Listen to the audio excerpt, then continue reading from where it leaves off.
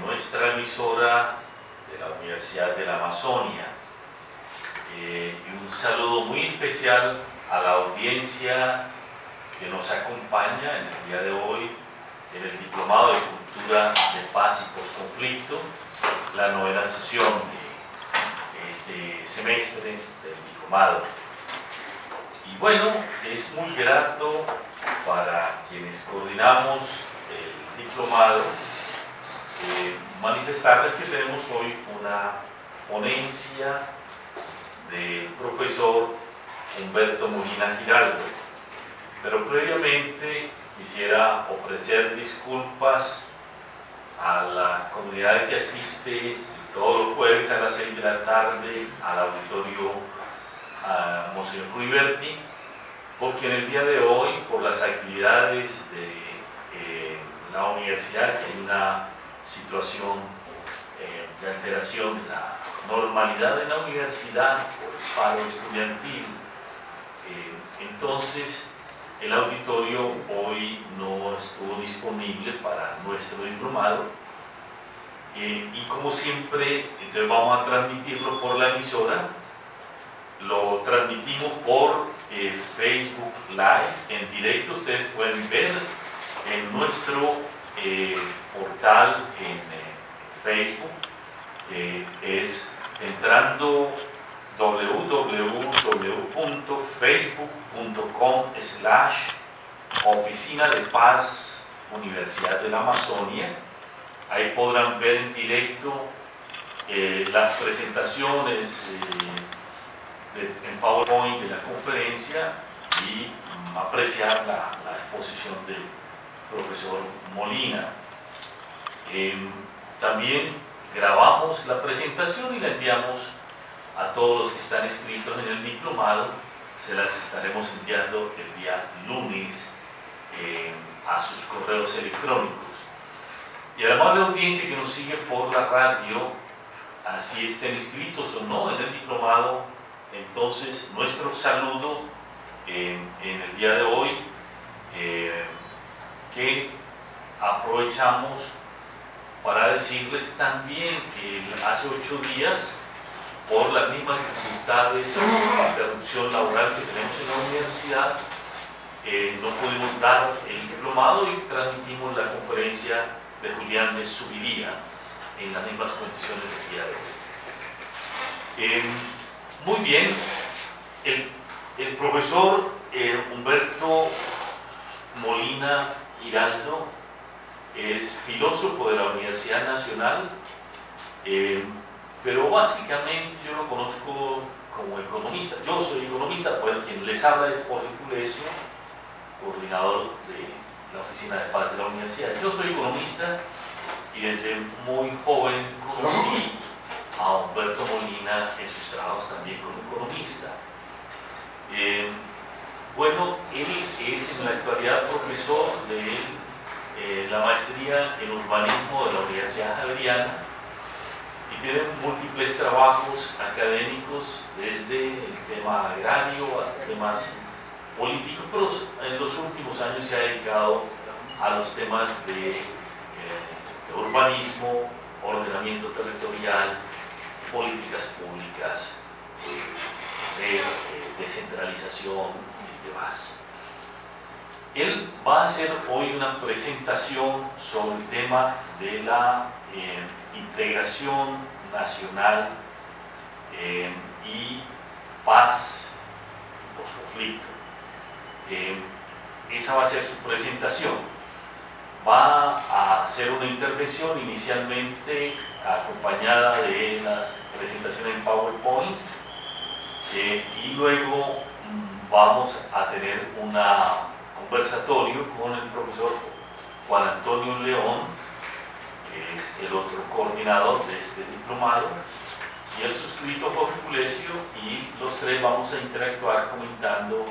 la ponencia inicial de Humberto Molina. Estamos pues invitando a la amable audiencia que nos puede seguir también por internet en la radio, tanto en el Caquetá, la Amazonia, como en el mundo. Sabemos de los estudiantes que siguen este programa en Francia, en Brasil, en Estados Unidos y algunos otros países nos deben sintonizar en nuestro link en internet, Universidad de la Amazonia. Es fácil seguir la emisora, pero también en nuestro periódico virtual www.amazoniaypaz.com. Ahí donde está el Diplomado en Cultura de Paz y Postconflicto, hay un botón donde ustedes pueden ingresar en este momento a la emisora y seguir esta conferencia del profesor Humberto Molina. Profesor Humberto Molina, tiene usted la palabra. Muchas gracias. Para mí no solamente es grato, sino que es un honor poder participar en las reflexiones que viene haciendo este programa sobre las relaciones entre el proceso de paz y otra serie de problemáticas que deben ser reflexionadas conjuntamente con el objetivo de lograr una nación unificada y una nación y un Estado capaces de ofrecer un territorio donde se pueda vivir en paz y con una aceptable y ojalá inmejorable calidad de vida. Pero esto precisamente nos plantea la pregunta de las relaciones que hay entre un territorio que evidentemente ha sido fracturado por múltiples conflictos y los problemas que tiene la integración de esos territorios en un sistema de Estado que sea realmente unitario. Y plantea las preguntas de cuáles son las tareas que es preciso abordar como fundamentales para que este propósito tenga resultados eficaces y que no sea una vez más el preludio de una reanudación de los conflictos bajo una forma diferente, pero siempre bajo las mismas causas estructurales. Y comienzo planteando que esto en gran medida es la historia de Colombia. Cuando uno revisa esta serie incesante de conflictos que ha vivido la República de Colombia desde 1819, cuando comenzó a gobernar el territorio que hoy está delimitado por la soberanía de nuestra república. Lo que más rápidamente percibe es que en cada momento de esa historia un conflicto la ha dominado y una supuesta resolución de ese conflicto que daría paz y daría paso por consiguiente a una nueva forma de evolución tanto económica como social, se ha visto frustrada porque el conflicto bajo alguna otra forma se ha reanudado y se ha reencarnado. De hecho, toda la lucha inicial en este país entre centralistas y federalistas nos llevó inicialmente a la patria boba, posteriormente a la confrontación del general Nariño con otros patriotas a lo largo del proceso de la independencia. Y de allí en adelante hemos vivido en una suerte de vaivén entre República Federal y República república altamente centralizada. De alguna manera, creímos, por ejemplo, que con la instauración de la Constitución del 86, producto de una guerra en la cual se derrotó la federación que se había constituido bajo la Constitución de Río Negro,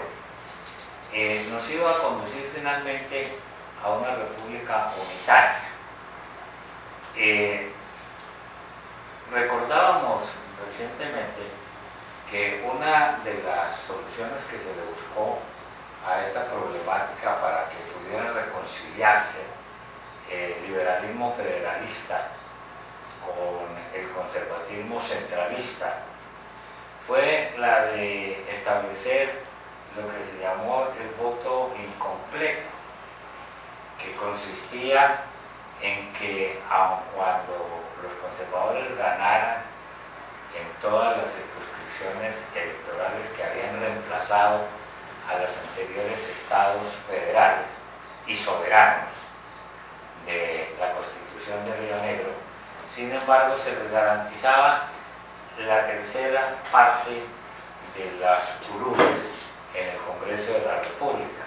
Esto básicamente para garantizar que los poderes que había dominado bajo la República de los estados soberanos en las respectivas regiones no se vieran íntegramente desconocidos por el nuevo proceso de centralización que representaba la Constitución de 1886. Sin embargo, poco tiempo después se volvió a desencadenar la violencia en Colombia, que terminó precisamente con la gran confrontación entre liberales y conservadores en los años 40, y que luego dio paso al Frente Nacional, en el cual nuevamente liberales y conservadores encontraron la manera de establecer una suerte de equilibrio entre unos y otros a través de la paridad, que garantizaba que cada uno iba a tener la mitad del poder político. De hecho, esto lo que señala claramente es que en Colombia siempre hemos vivido en un vaivén entre un centralismo que representa política y económicamente los intereses de las élites vinculadas con el mercado internacional y con las formas más avanzadas de la economía capitalista, mientras que a nivel territorial en las distintas regiones se ha mantenido una especie de alianza que garantiza que los poderes locales puedan seguir coexistiendo sin que en la realidad y en la práctica el poder supuestamente central sea el que esté ahí presente. Hay una suerte de coexistencia entre élite intelectual y económica y cultural vinculada a intereses internacionales y a las grandes corrientes económicas mundiales, con poderes locales que representan otras formas de economía, otras formas de propiedad y que se encuentran fuertemente vinculados sobre todo con los poderes relacionados con la propiedad rural. Cuando se comenzó a discutir este último proceso de paz, y en el año 2012 se acordó finalmente entre la FARC y el gobierno del doctor Juan Manuel Santos que se emprendería seriamente un proceso encaminado a que la guerrilla se pudiera reincorporar a la política colombiana. Un muy muy importante comentarista, ensayista y sobre todo teórico de la economía institucional, James Robinson, que ha estado muy vinculado con Colombia, que escribió un ensayo en el cual se preguntaba si Colombia no estaría condenada nuevamente a otros 100 años de soledad. Según Robinson,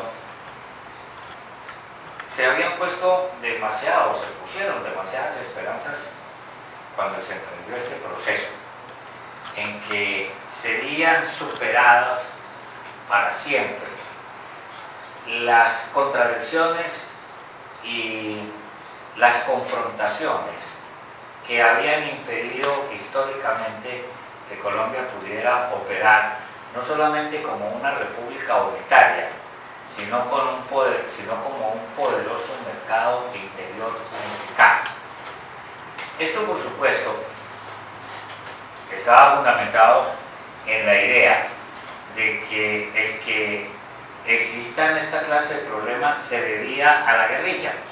lo cual no resiste un análisis histórico, sencillamente porque problemas semejantes como acabamos aquí en esta rápida revisión histórica de mencionar, vienen desde el día mismo de la independencia. Entonces,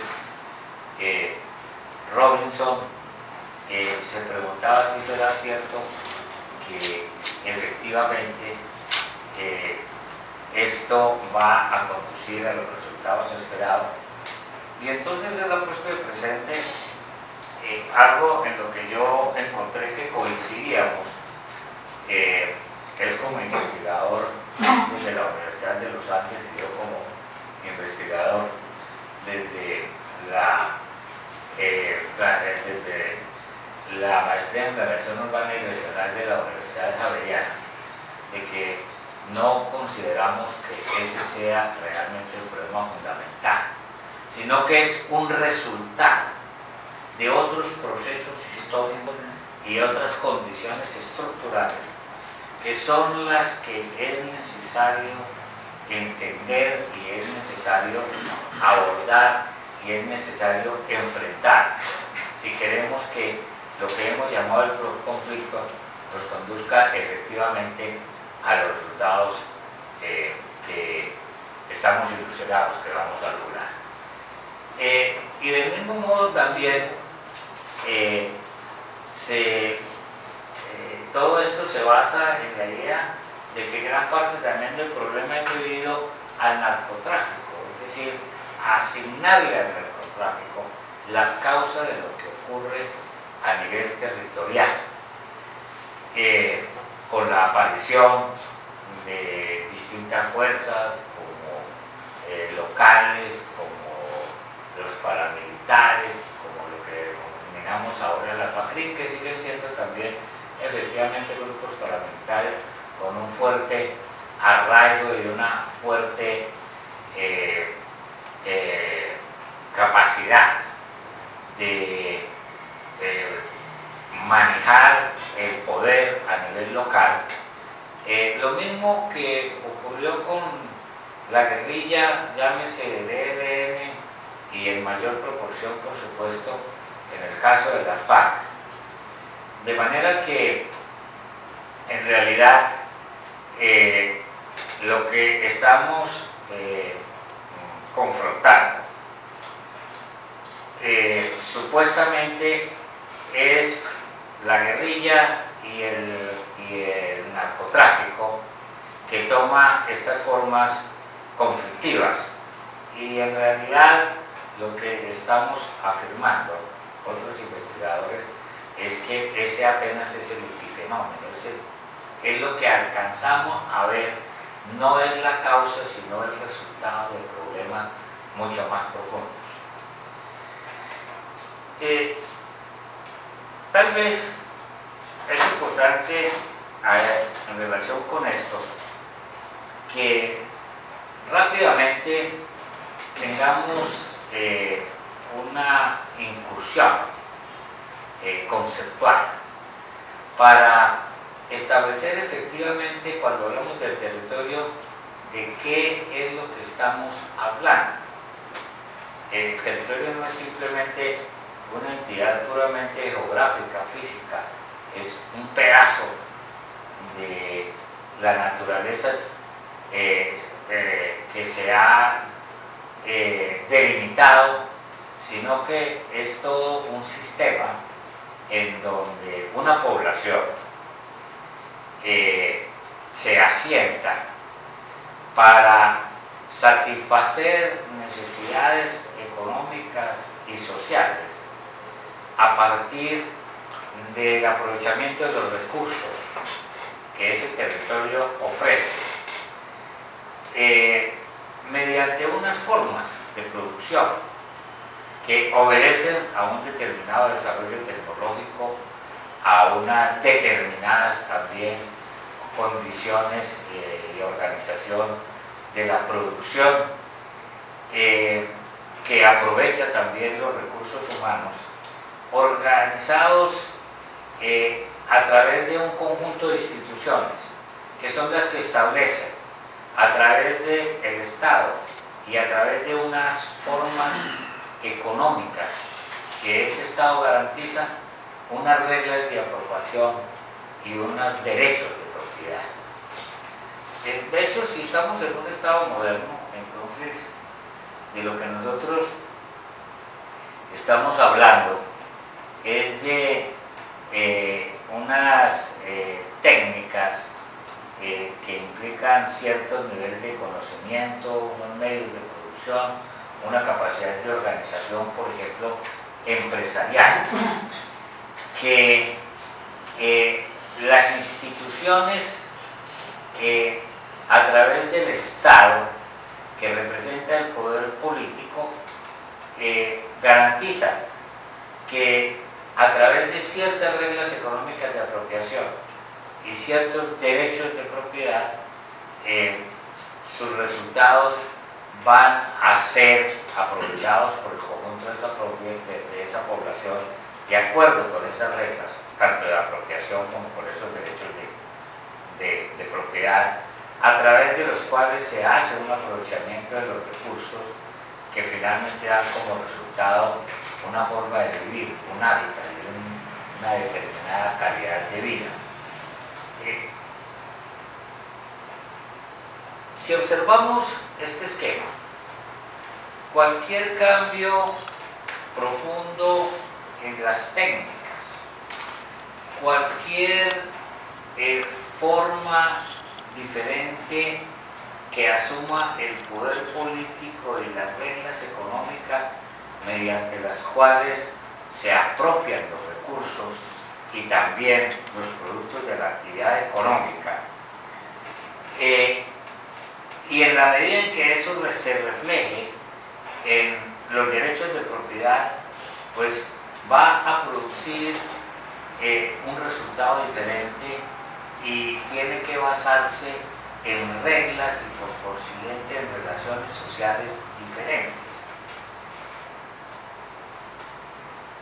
Y lo que estamos diciendo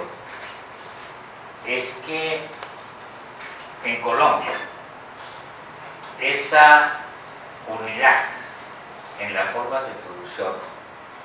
y en las reglas con las cuales se maneja el territorio y por consiguiente los poderes que dominan el territorio no son uniformes, que era una coexistencia de territorios y formas de organización política que efectivamente impide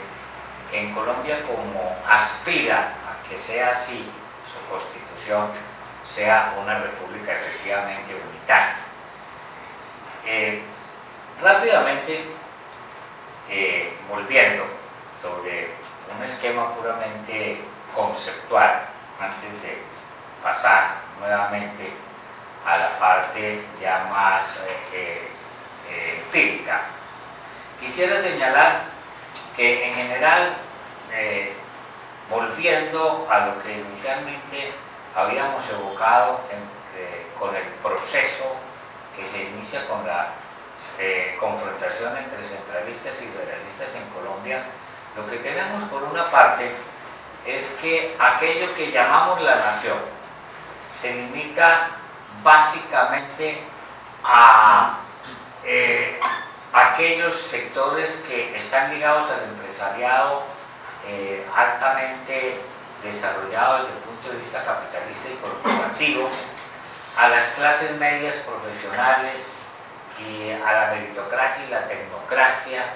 y la burocracia que manejan el Estado central, y que es lo que llamamos fundamentalmente nación, y que la mayoría de los colombianos experimentan como la presencia de un Estado centralista, y que está rodeado de unos departamentos que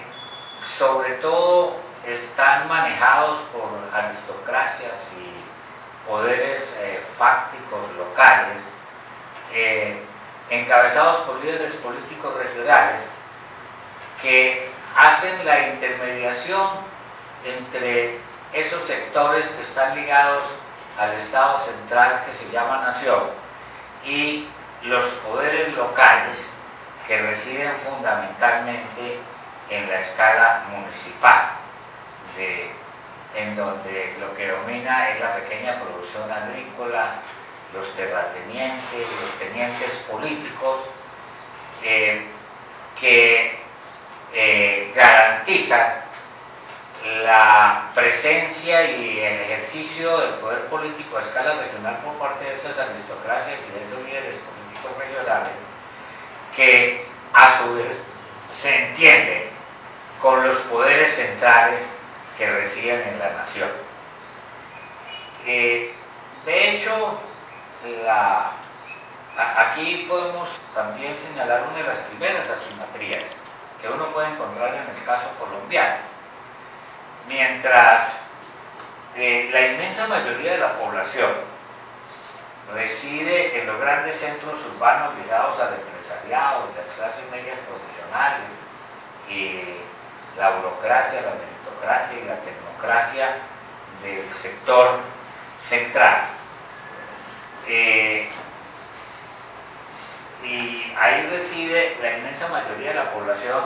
en los grandes centros urbanos,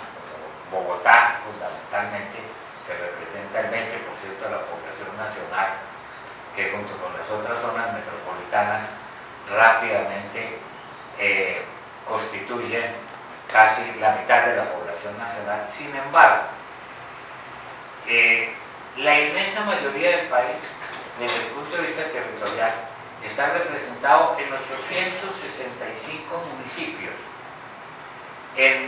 que tiene cada uno de ellos menos de 30.000 habitantes en total, y de los cuales en esos 865 municipios hay más de 550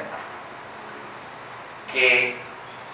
tienen menos de 5.000 habitantes en la cabecera. Sin embargo, observen ustedes, Colombia tiene 1.130 municipios, creo, un número un poco mayor de 1.100, y 865 están dispersos en todo el territorio nacional y representan la inmensa mayoría propiamente de lo que es Colombia. Es la inmensa mayoría del territorio. De manera que ahí surge una primera asimetría que es muy importante, que es la asimetría entre territorio y concentración de la población. Desde el punto de vista de las economías modernas, esos sectores que están ligados a las zonas metropolitanas, a las redes urbanas nacionales, a los territorios que se integran en lo que se llama la nación, están ligados al mercado nacional y al mercado internacional. Mientras tanto, las redes urbanas regionales, las ciudades principales, capitales de esas redes, los centros locales más la gran, técnicamente se denomina el hinterland rural. Están ligados más a una economía de intercambios regionales. Mientras que esa inmensa mayoría de pequeños municipios que tienen un centro local de 5.000 o menos habitantes y que sirve básicamente de cabecera a enormes regiones rurales, son fundamentalmente los nodos del intercambio entre centro local y campo. Y a nivel local siempre hay articulación entre el pequeño centro local y su territorio rural que lo circunda. Pero las articulaciones son muy débiles entre el nivel regional y el nivel local. De hecho, una de las cuestiones que hoy representa una problemática desde el punto de vista del manejo de la administración pública colombiana es la habilidad de los departamentos. Y esa habilidad de los departamentos justamente se representa y se traduce en el hecho de que los centros locales, esos pequeños municipios, prácticamente tienden a constituir zonas marginales, al margen justamente no solamente de las grandes decisiones políticas, sino al margen de las grandes corrientes del mercado internacional y de los intercambios regionales. Y son básicamente zonas de producción marginal, en las cuales es donde precisamente surgen otras formas de economía que justamente por no estar integradas con el mercado nacional, debido a la mínima articulación de esas regiones con el resto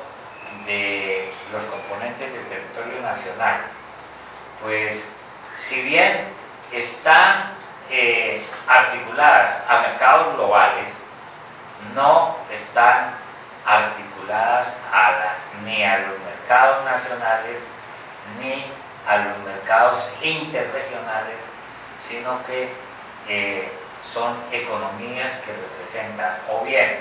economías de subsistencia o bien formas de subsistencia y de enriquecimiento también, algunas de ellas muy poderosas formas de enriquecimiento, pero que formalmente no son reconocidas como economía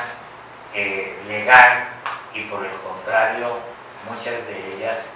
por supuesto, hacen parte de lo que se llaman economías criminales. Yo prefiero llamarlas economías paralelas, porque realmente lo que pasa es que son regiones que se han ido desarrollando al margen de las políticas nacionales y de los intereses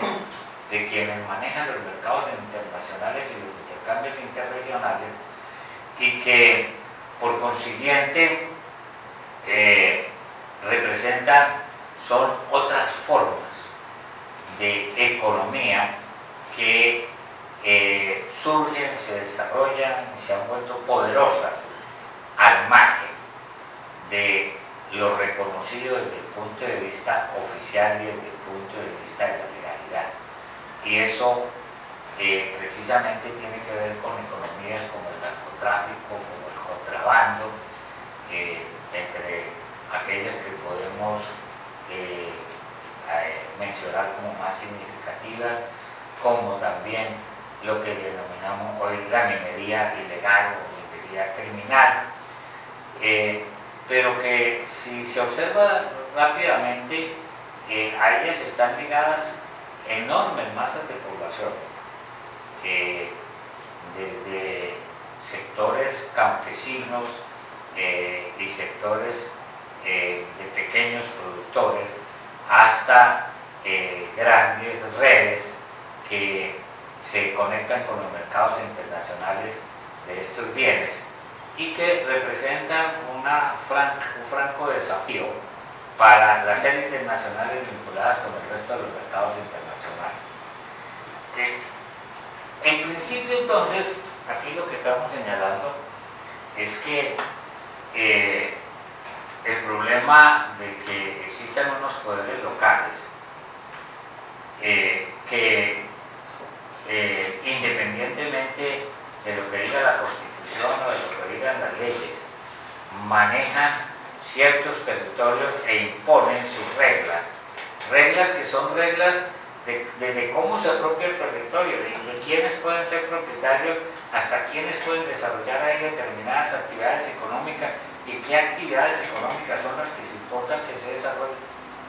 Eso fundamentalmente es debido a un problema de la organización administrativa, de la organización política y de la integración del territorio. Quisiera ilustrar esto que acabo de plantear de manera tan abstracta con algunos casos que son conocidos y de los cuales estamos hablando continuamente, como es el caso de las rutas del narcotráfico en la costa y el caso de las economías ilegales en Chocó, Buenaventura y Tumaco. Si uno examina con todo cuidado lo que pasa en la costa, por ejemplo, tal como lo pueden ustedes observar en este mapa, se puede ver cómo toda esta especie de arco que va desde los límites del Chocó con Antioquia hasta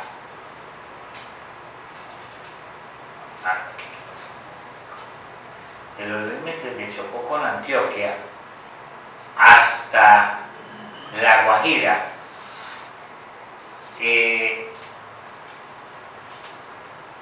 ¿Qué podemos entender de lo que allí está ocurriendo desde el punto de vista económico? Ese color rojo que comienza aquí en el Chocó, continúa por el Urabá antioqueño, por el Bajo Sinú, y que también sigue por la depresión Momposina, pasando por los lados de Bagangué, y que nos lleva hasta el Catatumbo por una parte y nos lleva hasta La Guajira y el Golfo de Venezuela por la otra. Tal como este plano que proviene de la unidad de víctimas, en donde además se muestran cuáles son las rutas por ahí del narcotráfico, nos muestra cómo el norte de Antioquia, el suroeste antioqueño, los límites con el Chocó, y luego en la costa desde los Montes de María, siguiendo por Sucre, el sur de Córdoba, el sur de Bolívar, el sur del Magdalena, y luego siguiendo hacia Santander por el Catatumbo y subiendo hacia La Guajira y el Golfo de Venezuela por el Cesar y los bordes del Magdalena, es un conjunto de subregiones en las cuales toda la economía es dominada por formas económicas que legalmente están prohibidas en la República de Colombia. Por el Urabá, lo que sale fundamentalmente, de acuerdo con este plano de la unidad de víctimas, es cocaína, y lo que sale por el Catatumbo y por el Golfo de Venezuela es también cocaína. Por todo ese círculo rojo que hay ahí, hay unas rutas que son las rutas del narcotráfico. Esas rutas, yo creí hasta hace algún tiempo, cuando un profesor de la Universidad de Córdoba me habló de estas rutas, que era una manera que nosotros teníamos de decir que se hacía un transporte de algunos productos ilegales. No, son rutas que efectivamente existen, que fueron construidas sobre todo después de los años 90 y comienzos de este siglo, después del año 2000 incluso, por los poderes locales, dominados por intereses como los del narcotráfico y el contrabando, que usaron gran parte de las transferencias de la nación que se les concedieron gracias a la reforma que hizo la Constitución de 1991 sobre el sistema general de regalías y sobre las transferencias de la nación a esos municipios, para ir construyendo cada municipio por los poderes locales y paramilitares que lo dominaban, ir construyendo los pedazos de vías necesarias para articularse con troncales y para que por ahí puedan circular todos los cargamentos ilegales. Pero así como ocurre aquí, también ha ocurrido en el Arauca. En el Arauca, el ELN en gran medida, con las transferencias y con los recursos de los municipios, ha construido todos los sistemas viales ilegales, y hoy también, como lo muestra este gráfico, también en la parte sur del país, que incluye incluso aquí al Caquetá. También existen otras rutas en donde precisamente eso es lo que explica que la FARC parte de lo que le están entregando al país como parte de lo que ellos eran propietarios, son carreteras, ¿sí? Todas unas decenas de kilómetros de carreteras que la FARC le están devolviendo a la nación y que ellos hicieron construir en su momento justamente para responder a las necesidades de las economías ilegales que ellos amparaban y de las cuales les tributaban a ellos como poder, es decir, en forma de impuestos que les pagaban a la FARC, y que permitían entonces que todos estos sistemas económicos que están fuera de las economías formales, pero de los cuales viven los campesinos que cultivan, como allá en la costa, los transportadores que llevan las mercancías por esas rutas, los trabajadores que trabajan con esos transportadores también viven de esa economía, los grupos ilegales que controlan ese tráfico, porque lo controlan como si fueran efectivamente un poder político jurídicamente establecido. A ellos hay que pagarles también peajes como se pagan en las troncales nacionales, y siempre y cuando tú juegues con sus reglas, puedes transitar por ahí pagando efectivamente sus correspondientes peajes. De salida sale entonces estos productos, de los cuales viven desde campesinos hasta transportadores, pero por ahí mismo, tanto por el Urabá como por los otros, como por el Golfo de Venezuela, como por la Guajira, entran en forma de contrabando gran parte de los recursos que producen esas exportaciones. Es decir, que tenemos un mercado de exportación e importación con unos sistemas que están con un tipo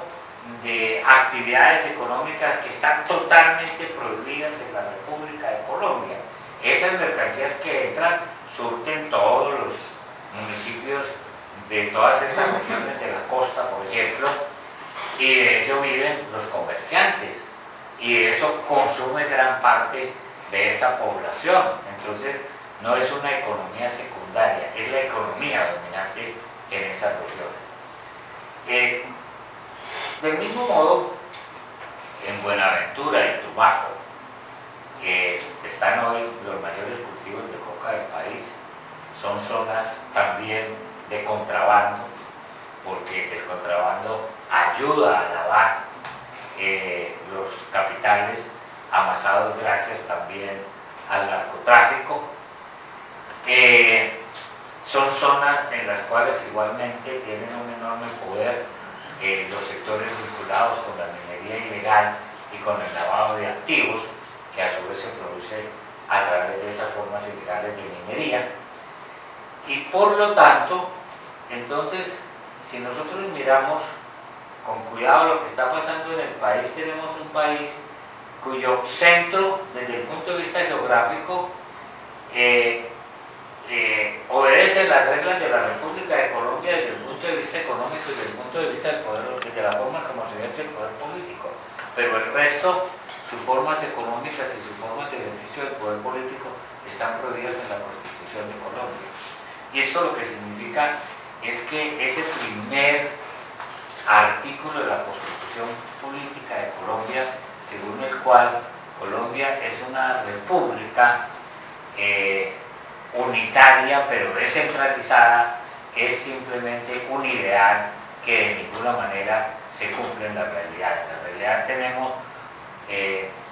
una república que es en la cual confluyen una serie de poderes que no están establecidos en la Constitución, por esto los llamamos poderes fácticos, y de economías que no son reconocidas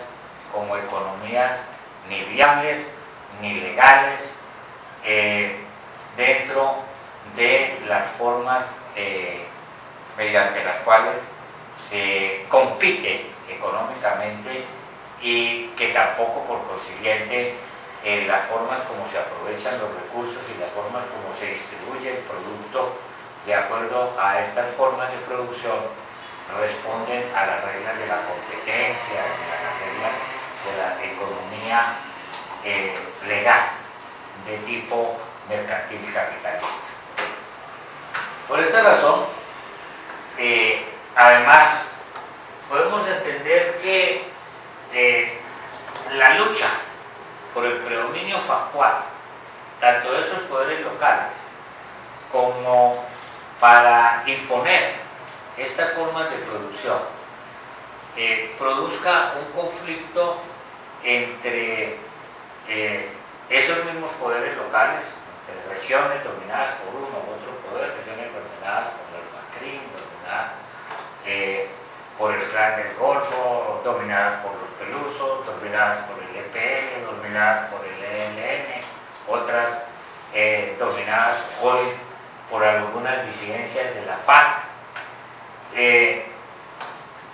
y que a su vez produce efectos como el desplazamiento. Todas esas zonas que están en estos planos en rojo, y que, como ustedes ven, constituye gran parte del sur del país, entre la región central y la Amazonía, que constituye todo lo que es la costa pacífica y todo este arco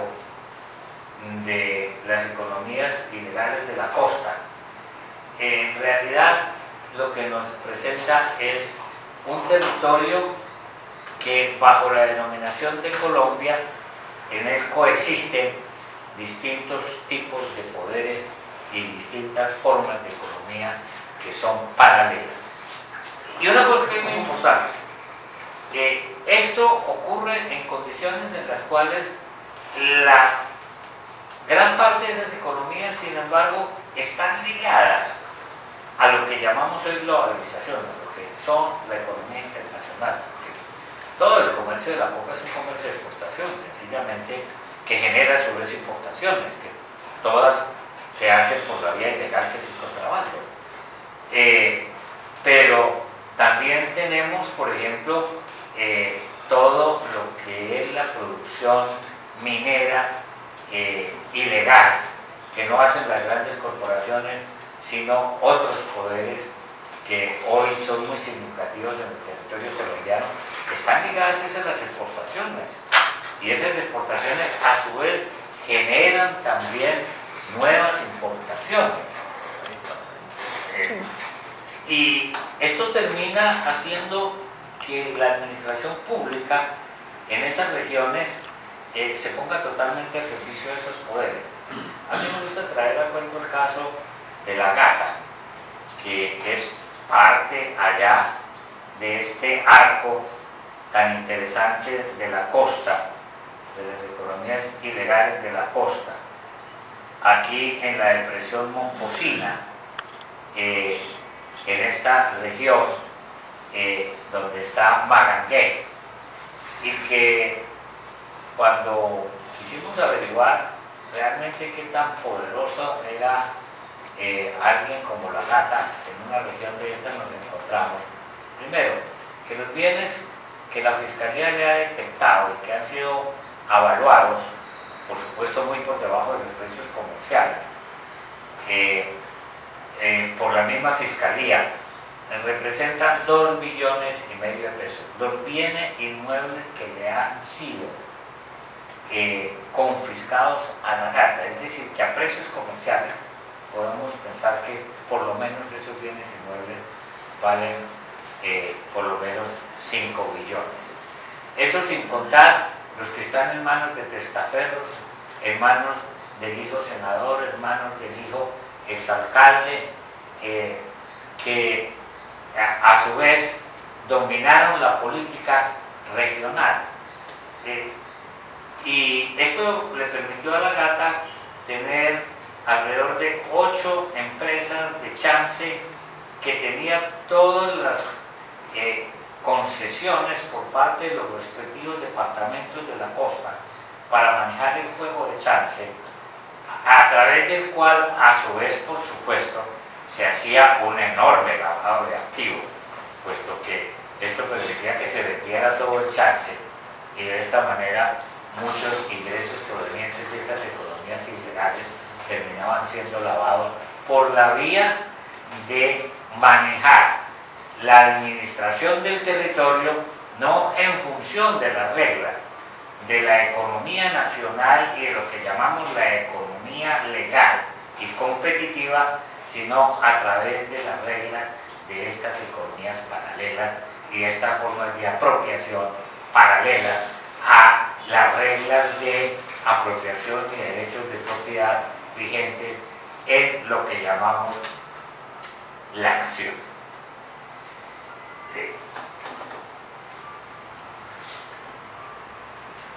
Si uno observa este listado, por ejemplo, de municipios todos los cuales han tenido más de 37,000 personas desplazadas, ustedes verán que todos hacen parte de estas zonas que hemos mencionado. Comenzamos allá con Antioquia, con Turbo, en el Urabá, con Bolívar, el Carmen de Bolívar, que son los Montes de María, en Córdoba con Tierra Alta, que está nuevamente en el Urabá, en Magdalena con Santa Marta, que está en la Sierra Nevada, en Antioquia con Apartado, que nuevamente estamos en Urabá, el norte de Santander con Tibú, que es el Catatumbo, en Magdalena con Fundación nuevamente ligada a la Sierra Nevada y particularmente pues a Santa Marta, en Arauca con Tane, en Sucre con San Onofre, nuevamente los Montes de María, en Caldas con Samaná, en Cedral con Agustín Codazzi, la serranía del Perijá en los límites con Venezuela, Antioquia con Neclopí, nuevamente Urabá, en Putumayo con Puerto Asís, en Magdalena con Ciénaga, nuevamente por la salida de Santa Marta, en Putumayo en el Valle de Guamés, en Sucre de la Oveja nuevamente los Montes de María, en Magdalena con Virijay, Ciénaga Grande de Santa Marta nuevamente por esa salida, Córdoba con Puerto Libertador, que es el Alto Sinú y San Jorge, Córdoba con Montelíbano, Alto Sinú y San Jorge. Aquí nos encontramos con Meta y Vista Hermosa, pero ustedes pueden observar que he traído esta lista porque estos son los municipios con mayores desplazamientos en el país, de acuerdo con la unidad de víctima, y como ustedes pueden ver, coincide totalmente en el norte con el arco Urabá,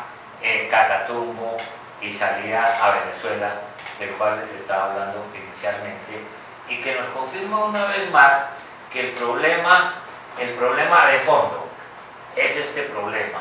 de que no hemos conseguido unificar el mercado interior de Colombia. La condición esencial, fundamental, para que una economía moderna y un Estado nacional moderna pueda existir es justamente que el territorio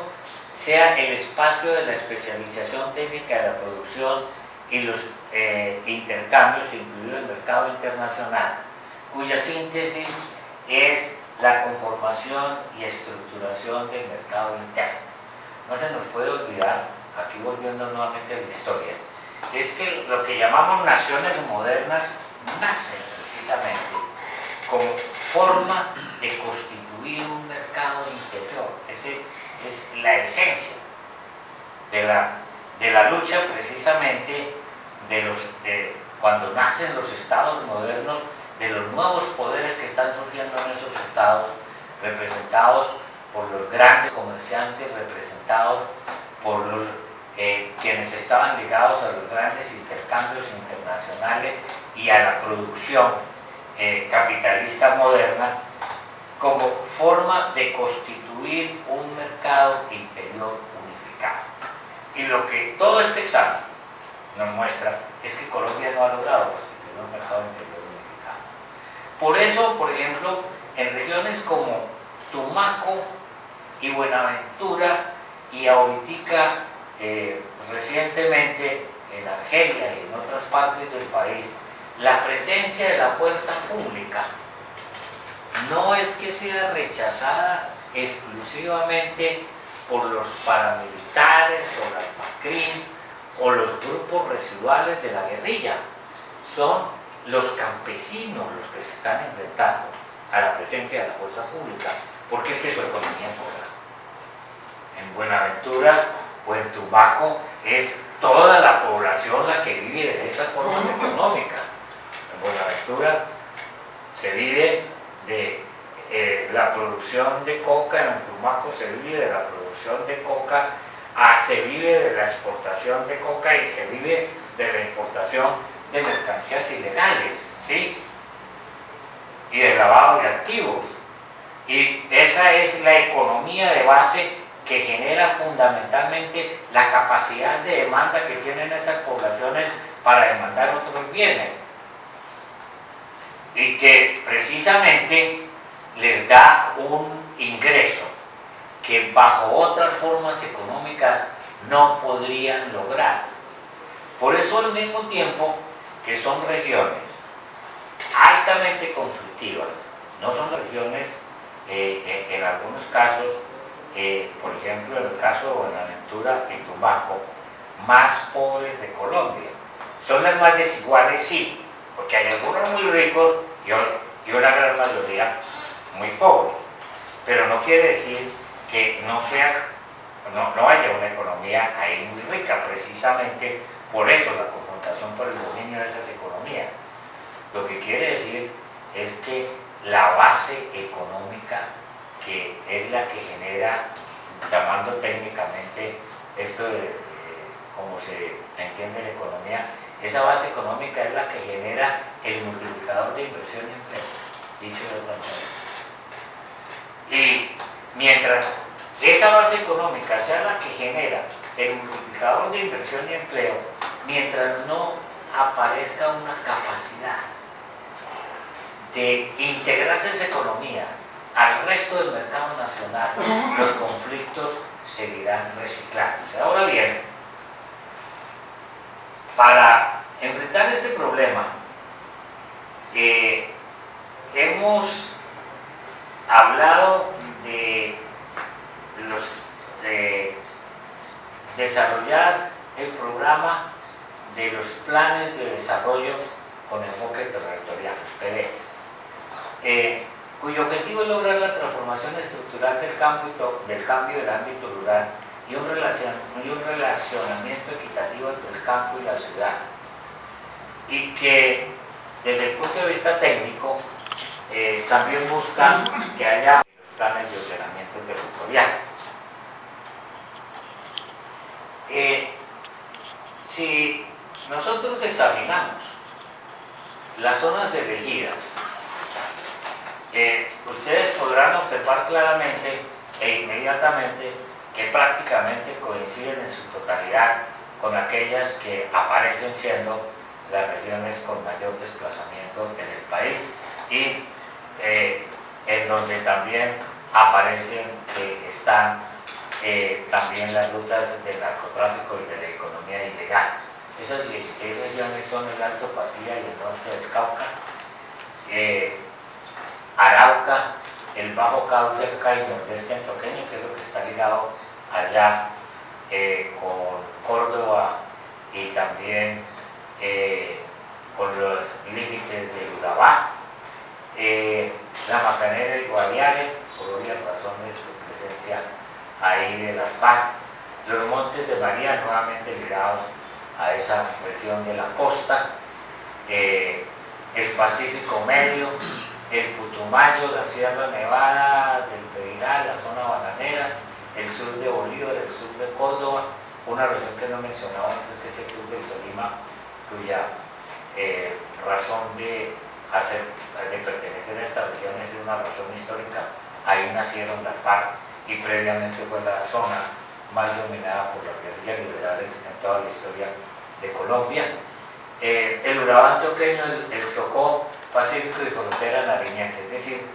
yo con esto lo que quiero remarcar es que las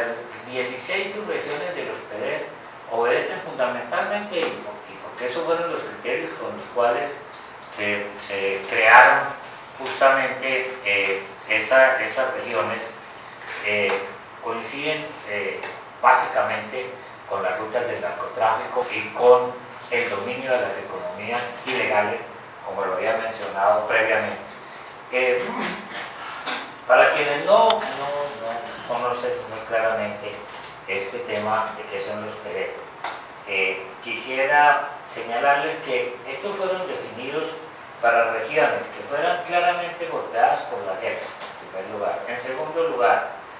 que tuvieran los mayores índices de pobreza y de baja calidad de vida y desarrollo humano,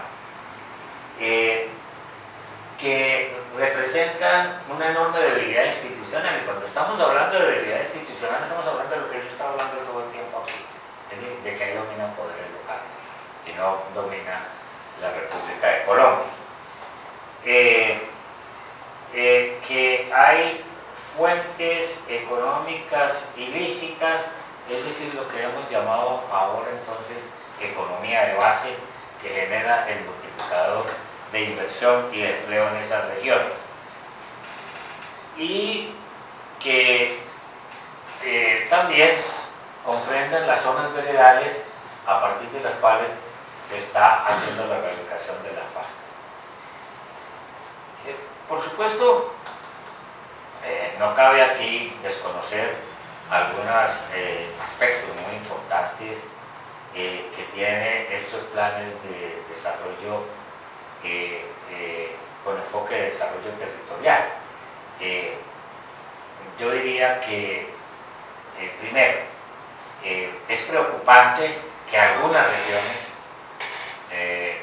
que deberían estar incluidas en ellos no han sido incluidas porque no sea muy evidente una u otra, alguna de las 5 condiciones que se pusieron para el caso. Por ejemplo, es bastante obvio que el NETA debería haber tenido una mayor representación ahí, que algunas regiones de Huila también deberían haber sido tomadas en consideración, que Nariño tiene todavía una mayor extensión de regiones bajo estas formas económicas, y que en la costa también debería ser mucho más extensa las zonas elegidas. Segundo problema, como se puede observar claramente, estas 16 subregiones se han hecho por agregación más o menos de municipios vecinos, sin que eso tenga mucha relación con lo que es actualmente la departamentalización de Colombia. estamos hablando de subregiones que no tienen departamento, que pertenecen a varios departamentos, en un país en donde además la organización para la administración del territorio está hecha para administrarlo a través de departamentos y municipios y no de este tipo de subregiones. Esto en gran medida era un problema que tenía que resolver la Asamblea Nacional Constituyente, que fue el problema que no resolvió. ¿Cómo manejamos la administración del territorio en Colombia? Es decir, hizo un muy bonito primer artículo de que somos una república unitaria y descentralizada, pero no resolvió el problema porque fue exactamente en esa materia la Constitución de 1886. Es que lo que muchas veces quienes le fascina tanto la literatura de la Constitución del 91 es que en la materia fundamental seguimos bajo la Constitución de 1886 y que ese problema no lo hemos resuelto. Lo que nos lleva a una serie de incongruencias también, mientras que damos estas subregiones para los PD. En el Congreso de la República está corriendo ya y se está discutiendo un proyecto de regionalización de Colombia que no tiene que ver nada con esto, sino en convertir las regiones de planeación en regiones político-administrativas, lo que se llaman las RAP, regiones de planeación especial, y la RAP en el caso de Regional Administrativa de Planificación para la región central, que es una suma de departamentos y que lo único que haría, en mi concepto, si se convierten en esas RAPs que jamás fueron pensadas constituirlas para objetivos distintos que para que los gobernadores se pudieran poner de acuerdo para hacer unas inversiones, sería convertirla en un superpoder de los poderes regionales, porque como está planteado este proyecto el que se está discutiendo en este momento en el Congreso, primero crea un superpoder regional que lo nombran los gobernadores. Nombran un gobernador regional, pero que es delegado por los gobernadores, que a su vez representan esos poderes regionales. Y además, todos los recursos de la nación van a pasar por sus manos y les daría poder en todas las instituciones de la nación que operen en esas regiones. Las juntas directivas tendrían que estar conformadas por ellos, es decir, que dejan de ser realmente manejados por la nación para ser manejados por esos poderes locales. O sea que en lugar de avanzar en la dirección por la cual fue convocada la Constitución de 1991, este proyecto de regionalización que está corriendo en el Congreso, sería la super consagración de la Constitución de 1886. Convertiríamos las regiones en unas federaciones de departamentos manejadas por las asambleas departamentales y los actuales gobernadores. Pero no contentos con esto, que tenemos estos PD y estas subregiones para los PD, ese proyecto de regionalización corriendo en el Congreso, también Planeación Nacional ha hecho dos cosas que son muy importantes, pero que también van en contravía de esto. Primero, por regiones, lo que han llamado los planes de ordenamiento modernos, que seguían es por la regionalización establecida por el Agustín Codazzi actualmente, de región central, región pacífico, región central, etc. Aun cuando propone, lo acaban de hacer una presentación sobre eso, que para efectos fiscales también tengamos otra regionalización distinta.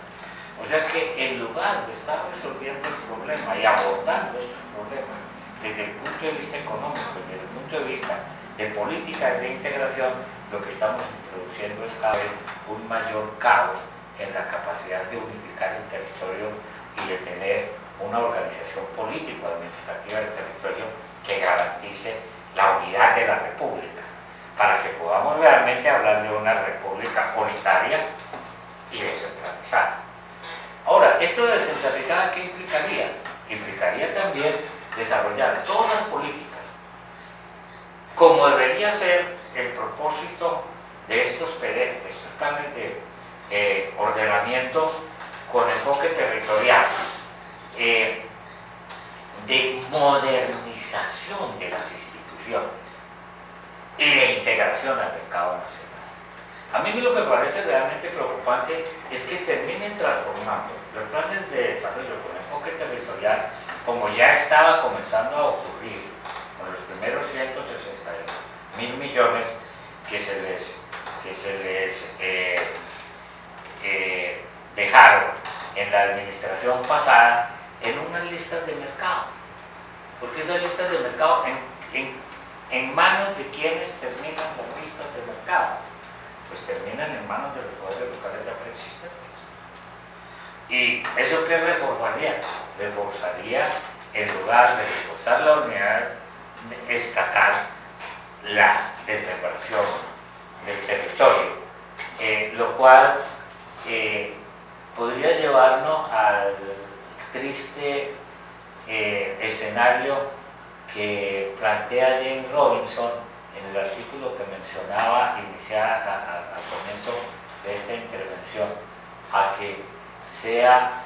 muchas vueltas para tener otros 100 años de soledad. Muy bien, profesor Molina, una excelente presentación de su punto sobre el tema de la unidad nacional.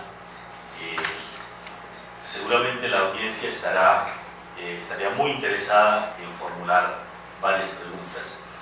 Para iniciar la parte de conversatorio, si usted me permite, voy a intentar formular en otros términos el planteamiento que usted ha hecho, y es posible que no estemos de acuerdo en esta formulación que voy a hacer, pero es para iniciar el conversatorio con Juan Antonio León y el profesor Humberto Molina. Quisiera manifestarlo de la siguiente manera. Hay un proyecto de unidad nacional inconcluso, incompleto. Ese proyecto de unidad nacional, en la larga historia del país, ha tenido varios intentos de solución, modificación. Bueno, aquí nos haría falta Orlando Fals Borda para hacer esta reflexión de largo plazo. Pero lo que usted nos ha dicho es que ese proyecto de unidad nacional ha generado un equilibrio inestable entre poderes locales y un proyecto centralista. Esa inestabilidad, este equilibrio, está dada por el hecho de que las muchas regiones del país no se han articulado a un mercado interior y a unas instituciones que expresen ese mercado interior, unas instituciones, es decir, a unas reglas del juego que garanticen un mismo modelo de generación de riqueza, unas reglas del juego de apropiación del excedente económico, una regla del juego de derechos de propiedad transparentes, legítimos, sino que en las regiones se ha generado economías, tendo a decir como ciertas formas de economías de enclave, pero básicamente economías ilícitas o que no garantizan una vinculación a una dinámica económica formal de orden nacional. Muy bien, la preocupación que plantea el profesor Humberto Molina es entonces que la paz política nacional no pasa solo o únicamente por los acuerdos entre el Estado y las FARC, sino por la construcción de una unidad nacional, tanto en el mercado interior, yo diría, tal vez no lo ha dicho Humberto, pero seguramente coincidimos, también una integración física, espacial, vial, conectividad, etc. Pero sobre todo por la vigencia de unas reglas del juego, de unas instituciones aceptadas plenamente en todo el territorio nacional. La convivencia en las regiones, en múltiples regiones, entre reglas del juego legítimas y mercados locales que se expresan en cultivos de uso ilícito o en minería criminal, o agregaría modos de apropiación de los bienes públicos, corrupción como fuente de enriquecimiento local, mafias y grupos que capturan forzosamente excedentes, grupos guerrilleros, paramilitares y delincuencia común que generan poderes locales alternativos. Ese aspecto hay que resolverlo para poder garantizar la paz de largo plazo, verdadera, estable. Tal vez es mi manera de leer lo mismo que ha planteado el profesor Humberto Molina, pero yo quisiera ir un poquito en un sentido tal vez generador de debate. Concuerdo con que la unidad nacional no se logró consolidar en el país como un único mercado y una única instituciones y reglas del juego. Un país de 3 cordilleras, un país con tantos ecosistemas diversos, que no tuvo una integración vial y de conectividad hasta muy entrado el siglo XX, un país de poderes locales, intenta resolver la unidad nacional ya de forma tardía, en la época de la globalización, en donde aparecen poderes extranacionales capturando riquezas locales. Por ejemplo, la economía de la coca. La economía de la coca es una demanda globalizada, es una demanda que hacen desde japoneses, europeos, norteamericanos, articulan economías campesinas en estados bastante precarios de derechos de propiedad o en zonas baldías, etc., a una cadena financiera de valorización especulativa de una mercancía, la marihuana, la coca o la amapola. Esa es una economía globalizada y entonces la globalización nos captura territorios y limita la integración nacional. Pero lo mismo pasa con el extractivismo minero energético. No solo el ilegal, sino el legal. El extractivismo minero energético financió a movimientos guerrilleros y a movimientos paramilitares. El extractivismo del banano, de la economía del banano o de las grandes plantaciones madereras en Urabá, también se vinculó a poderes ilegales para hacer la guerra. Por supuesto, desde la Drummond hasta Chiquita han financiado poderes ilegales.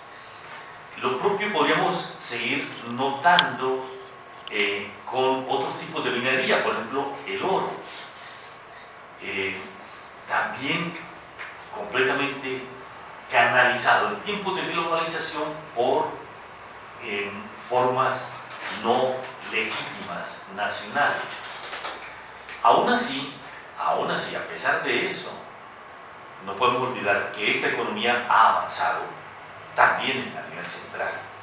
Y hemos pasado de ser una economía agrícola, rural, monoexportadora de café y banano, a una economía a nivel central más diversificada, inclusive con un sector de servicios importante, una sociedad ya alfabetizada, urbana. Han habido también avances en el sentido de la unidad nacional, de la integración nacional en torno a una economía también en las grandes ciudades que ha tenido que se ha beneficiado y se ha articulado a los enclaves de economías ilegales. Y entonces ese equilibrio inestable del que usted habla, no sé si lo dijo ahora en esta exposición o lo comentábamos un poco antes de entrar a la radio, ese equilibrio inestable se da en tiempos de globalización, de intereses externos sobre nuestros recursos, tanto humanos como recursos naturales, energéticos y demás. Es decir, hay una funcionalidad, hay unos intereses creados en mantener este clima de dispersión, de desintegración y de no homogeneidad en las instituciones, en las reglas del juego, porque se benefician poderes locales de ese extractivismo. Y, repito, se da también en una época en que intereses externos se benefician de esa fractura del territorio o fragilidad de la integración nacional. Puesto eso así, se introdujo también el tema de los planes de desarrollo y enfoque territorial y mostró que no hay esos planes,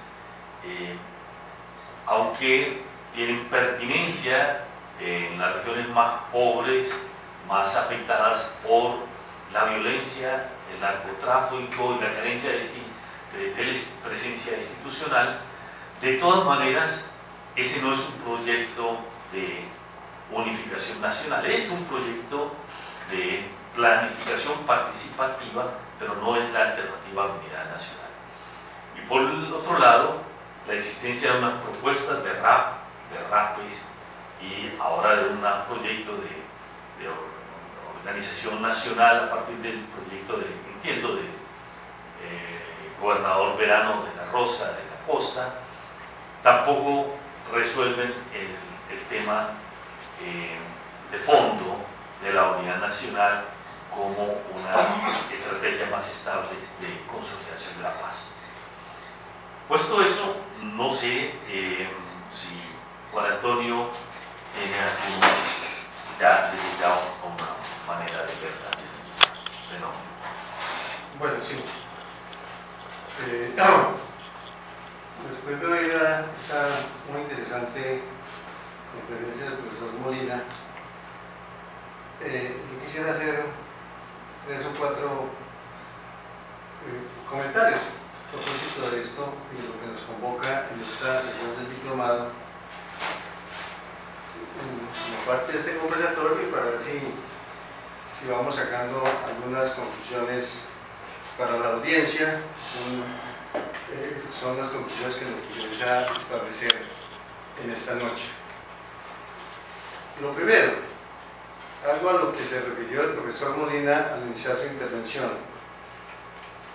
Bueno, yo quiero recordar aquí para los oyentes que la primera vez que leí un aporte historiográfico del profesor Molina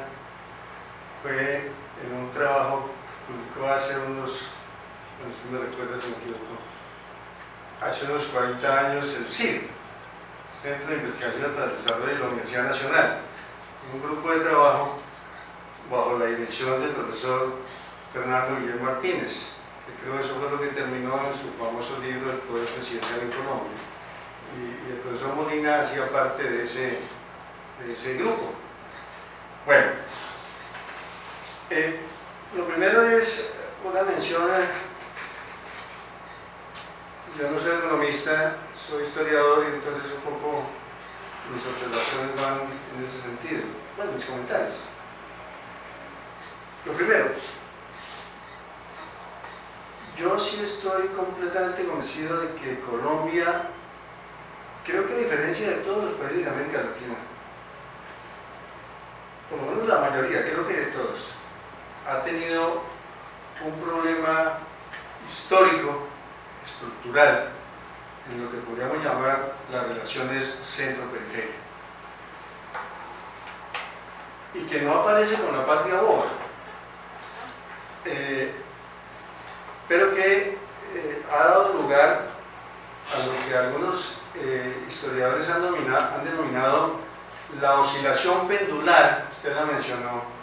la oscilación pendular que ha tenido la búsqueda de un sistema político administrativo en el que estemos todos de acuerdo. Y entonces hemos venido del centralismo al federalismo de Río Negro, nuevamente al centralismo de 1886, y entonces en 1991 los colombianos nos preguntamos, sobre todo los constituyentes se preguntaron, bueno, el centralismo no funcionó, el federalismo tampoco, ¿qué hacemos? Entonces se echó un poco como por un camino intermedio, y es el famoso artículo primero, una nación unitaria pero de carácter descentralizado. Un poco yo recuerdo que en la a la constituyente fueron invitados unos investigadores españoles, o sea, que nos comentaran a los colombianos cómo funcionaban las autonomías en España, a ver de dónde podemos coger para resolver ese problema del modelo político administrativo que no hemos podido definir. Y bueno, finalmente escogimos ese, de la descentralización. Pero ese problema no venía, digamos, no nació con la patria boba. Ese problema, y aquí recuerdo mucho un libro del profesor Leopoldo Múnera, El fracaso de la nación. El profesor Múnera, esta es una discusión que se volvió a dar sobre todo hace unos 8 años, cuando las celebraciones del Bicentenario, que ahorita el presidente Duque quiere nuevamente volver a retomar eso y designó, creo que a la vicepresidenta que se pusiera al frente de eso. Bueno, hace 8 años se discutía este problema de la patria boba, que tuvo incluso una polémica periodística muy interesante, recuerdo yo, entre Eduardo Posada Carbó y Mauricio García Villegas. Es el problema de la patria boba. Mauricio García insistiendo en que efectivamente había habido una patria boba en la medida en que nosotros no teníamos momentos fundacionales. Y Eduardo Posada pues replicaba diciendo que lo que pasa es que los historiadores han desprestigiado mucho ese momento histórico que constitucionalmente fue muy rico, por aquello de la Constitución de Cádiz de 1812 y demás, y las constituciones que se dieron aquí en los países americanos, pero que la patria boba tuvo momentos muy interesantes, muy importantes, y que no se pueden echar al olvido, porque ahí sencillamente nacimos los colombianos, bueno, lo que después se llamaría Colombia. Pero más allá de eso, lo que quiero señalar es que el profesor Múnera muestra cómo en lo que se llamaba el virreinato de la Nueva Granada, los problemas de disputas entre lo que hoy llamamos el centro y la periferia, o las periferias, venían en esa época desde mediados del siglo XVIII entre Santa Fe y Cartagena. Y él hace un rastreo de todo eso y muestra cómo la patria boba no fue más que el resultado de esas disputas que inicialmente fueron Cartagena contra Santa Fe, o Santa Fe contra Cartagena, una serie de problemas regionales que fueron alimentando todas estas guerras civiles, en buena parte alimentaron las guerras civiles del siglo XIX. y que no se resolvieron, y que, como usted muy bien lo señala, la Constitución de 1991 no resolvió. Ahorita más adelante podemos hablar de eso. Lo siguiente es que hay en efecto también otro problema histórico que tiene que ver con lo que podríamos llamar el problema institucional. Y en esto hay que señalar a un autor que usted mencionó, James Robinson, en su texto sobre por qué fracasan los países. Muestra cómo en ese fracaso hay un peso de la incapacidad institucional que ha llevado a que muchos de los países en el mundo fracasen. Aquí recuerdo también un texto publicado hace casi 20 años, tal vez, por el profesor Salomón Kalmanovich sobre esto. Tal vez fue el primero que escribió sobre este asunto en términos históricos. Se titula el texto, si no estoy mal, Las instituciones y el desarrollo económico de Colombia. Es un texto de hace más o menos 20 años. Pero el punto aquí es que efectivamente hemos tenido lo que podríamos llamar una deficiencia en el desarrollo institucional que no hemos podido resolver y que la Constitución de 1991 tampoco resolvió. ¿Esto a qué nos lleva? A plantear un problema que podríamos comentar ahorita en los minutos que nos quedan. ¿Qué ha pasado con la descentralización?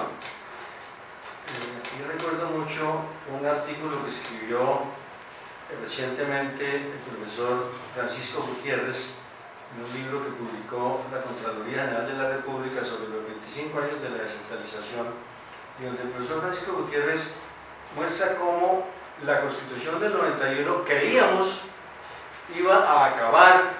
con ese predominio de la clase política en las regiones. Entonces muestra cómo la clase política, muy inteligentemente, hay que reconocerlo, mismo lo hace, se acomodó a la Constitución del 91, la cuadró a su acomodo y en este momento está disfrutando de esa descentralización de la Constitución del 91. Entonces se crea ese pacto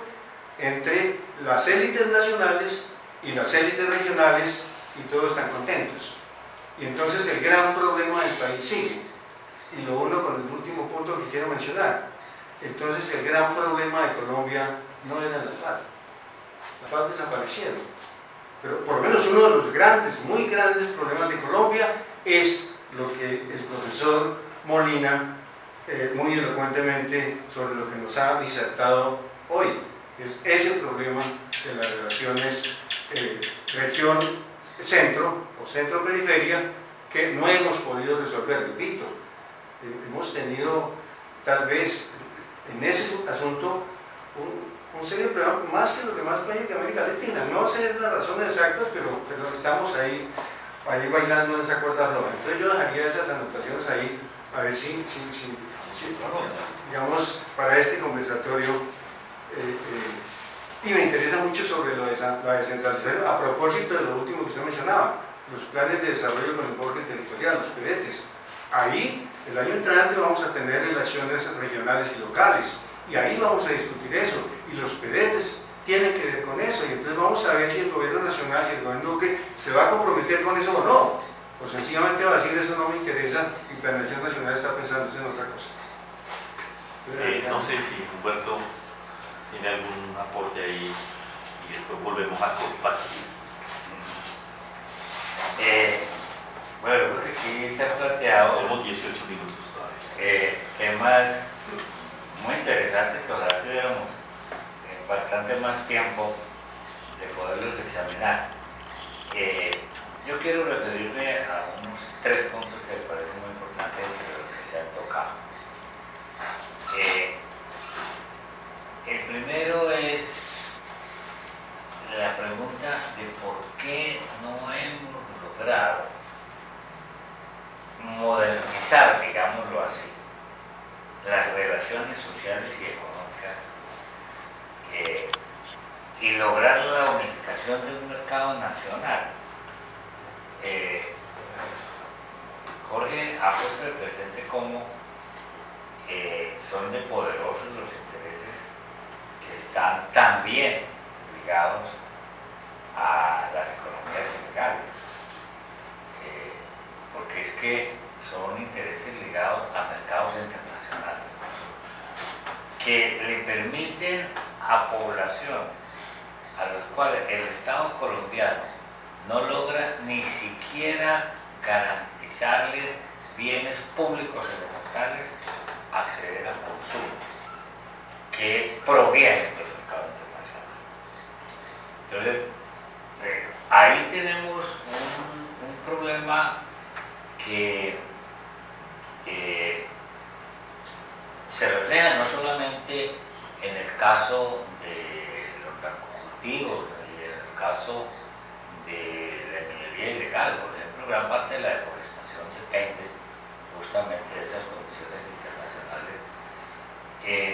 y eso depende a su vez de condiciones de propiedad que han impulsado a gran parte de la población, independientemente de las políticas de apropiación del territorio como territorio nacional por parte de la República, a introducirse en esos territorios para tratar de aprovechar los recursos a partir de los cuales pueden efectivamente vincularse a las economías de mercado, que al contrario no podrían vincularse. Y que además no depende esencialmente de la logística que requieren los otros mercados, la logística de transporte, la logística de infraestructura vial, la infraestructura organizacional y empresarial, la capacidad desde el punto de vista también tecnológico, sino que utilizan tecnologías elementales, formas de mercadeo que no requieren grandes organizaciones logísticas y que les garantizan una llegada eficiente a los mercados internacionales. Por ejemplo, para los investigadores de Google es esencial que llegue la avioneta y muy fácilmente se construye una pista para que llegue una avioneta a esos lugares que no están articulados al resto de la red urbana nacional, sino que son aislados completamente del resto de la red urbana nacional. Eso les permite vincularse a los mercados internacionales. ¿Esto qué quiere decir? Que el Estado colombiano cada vez tiene que enfrentar un reto de competitividad mayor, porque no va a lograr que todas estas poblaciones que hoy, si no viven de estas economías ilegales, estarían condenadas a morir también. Si un colono, aquí en el Caquetá lo podemos saber perfectamente, si un colono no tumba monte, si no siembra coca, o si alguien donde hay posibilidades de recursos mineros en estas regiones no lo hace legalmente, pues entonces se muere de hambre. Tan sencillo como eso. Y yo lo que quiero resaltar de eso es justamente que el reto del Estado colombiano es ser capaz de generar formas de organización y de integración del mercado que compitan con esas otras formas. Si no, va a ser derrotado por la competencia. Es decir, si el Estado sigue viniendo con la historia de que le damos un primer mes para que usted sobreviva y después de pronto le vamos a dar un auxilio cuando vaya a sacar un poquito de maíz o un precio de sustentación, pues eso no va a competir con los ingresos que puede obtener haciendo minería ilegal, deforestación, o sembrando marihuana, o sembrando coca, o si está por allá por el sur del Tolima sembrando amapola. El Estado tiene que ser capaz de competir con eso. Pero además de generar los servicios indispensables para que nuevas formas económicas se puedan desarrollar, no es solamente el problema de cómo le damos educación o cómo le damos salud o cómo le garantizamos agua potable, es también cómo le garantizamos que puedan desarrollar actividades económicas realmente competitivas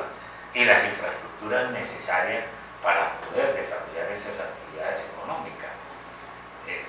que son infraestructuras de transporte, son infraestructuras logísticas. Hoy día la logística es esencial para poderse integrar al resto de los mercados mundiales. Y finalmente también esto implica sí, una política de unidad, llamémosla con un viejo concepto de unidad nacional, que quiere decir que todos los colombianos estemos de acuerdo en ciertos objetivos, pero también una capacidad disuasiva sobre otra forma de apropiación de los recursos, particularmente de los recursos naturales, que son bienes primarios. Estas economías todas son economías ligadas al sector de la economía de recursos primarios, no justamente porque su capacidad competitiva no depende de desarrollos tecnológicos, sino de la disponibilidad de los recursos. Entonces, si el Estado quiere realmente que superemos esta situación, tiene que tener la capacidad de generar también las infraestructuras y las inversiones requeridas para ello, pero también la capacidad de presencia para disuadir los otros poderes. De lo contrario, si eso no se da simultáneamente, no lo vamos a lograr y vamos a volver otra vez, saldremos de esta para la próxima, ¿sí? Bueno, quisiera plantear tres aspectos tal vez complementarios. Por un lado, para nuestra amable audiencia, hemos dicho en esta tertulia, que se convirtió pues más en una tertulia, del profesor